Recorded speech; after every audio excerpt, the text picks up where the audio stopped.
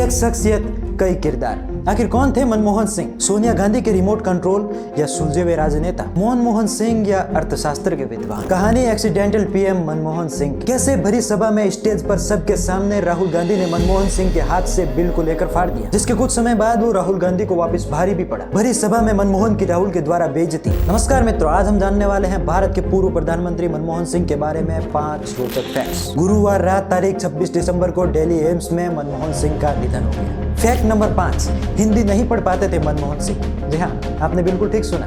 मनमोहन सिंह हिंदी भाषा को पढ़ने में बिल्कुल असमर्थ थे, क्योंकि उनकी स्कूली पढ़ाई उर्दू मीडियम में हुई थी और मनमोहन सिंह जब भी हिंदी भाषा में भाषण दिया करते थे तो वो उर्दू में लिखा हुआ रहता था। कैसे मिला मनमोहन सिंह का तमगा? मनमोहन सिंह अक्सर बेहद कम बोला करते थे। वैसे तो कम बोलना विद्वानता की निशानी होती है, लेकिन मनमोहन सिंह में ये एक बहुत बड़ी कमी थी। बातचीत करते हुए तो कम बोलते ही थे, साथ ही जब वे भाषण देने भी आते थे तो कई सेकंड्स तक रुके रह जाते थे और ऑडियंस उनका एक शब्द सुनने के लिए भी कई सेकंड्स तक वेट करती रहती थी। फैक्ट नंबर 3, कैसे बने विद्वान अर्थशास्त्री?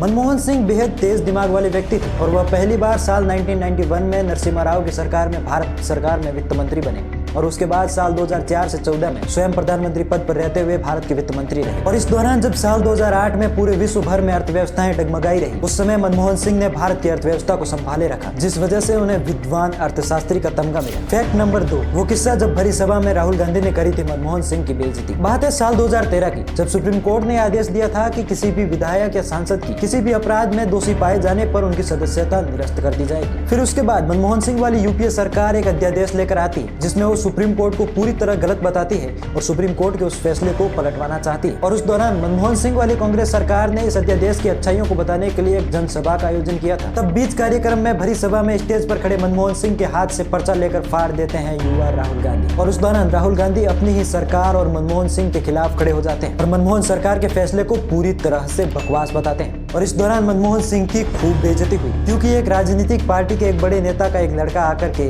देश के प्रधानमंत्री के हाथ से पर्चा छीनकर फाड़ देता है। इससे बदतर उनके लिए कुछ भी नहीं हो सकता। ये दिखाता है कि मनमोहन सिंह की अपनी पार्टी में कितनी अहमियत थी। फैक्ट नंबर 1, क्यों कहा जाता था सोनिया के रिमोट कंट्रोल या एक्सीडेंटल पीएम? क्योंकि साल 2004 के चुनाव के समय ओपोजिशन ने सोनिया गांधी के पीएम बनने को लेकर करारे सवाल उठाए कि एक विदेशी महिला देश की पीएम नहीं बन सकती, जिसके बाद ओपोजिशन के दबाव के चलते सोनिया गांधी ने पीएम की कुर्सी छोड़ी और मनमोहन सिंह को पीएम बनाया। जिसके बाद पीएम पद पर रहते हुए मनमोहन सिंह सोनिया गांधी के कहने से ही उठते थे और बैठते थे। ये हम सब ने टीवी पर देखा, इस वजह से लोगों ने उन्हें रिमोट कंट्रोल पीएम भी कहा। खैर, इस बात में कोई शक नहीं कि पूर्व पीएम मनमोहन सिंह भारत के विद्वान अर्थशास्त्री थे और पिछले कुछ समय से बीमार चल रहे मनमोहन सिंह का हाल ही में निधन हो गया, तो भारतवासियों के लिए शोकपूर्ण है और हम सभी भगवान से प्रार्थना करते हैं कि मनमोहन सिंह की आत्मा को शांति दे। जय हिंद, जय भारत। देखते रहिए विश्वास मारवाड़ी।